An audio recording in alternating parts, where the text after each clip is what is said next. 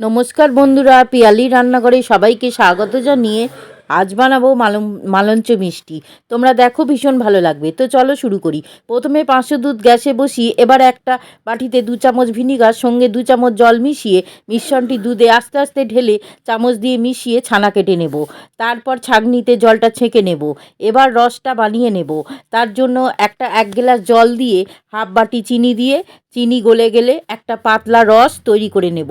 তারপরে একটা পাত্রে ছানাটা নেব, তাতে একে একে দিয়ে দেব 1 চামচ চিনি, 1 চামচ গুঁড়ো দুধ আর 2 চামচ ময়দা, স্বাদ মতো লবণ দিয়ে খুব ভালো করে মেখে নেব, হাতের তালু দিয়ে ঘষে ঘষে মোলায়েম করে।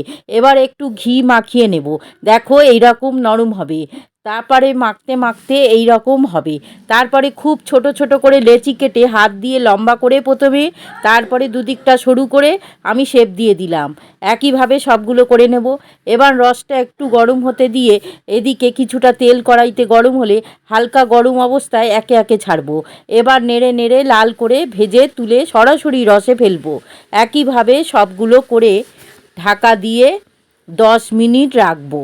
তারপরে দেখো বন্ধুরা, কি সুন্দর হয়েছে, নরম তুলতুল করছে, খেতেও দুর্দান্ত, মুখে দিলেই মিলিয়ে যাবে। ভালো লাগলে পাশে থেকো বন্ধুরা।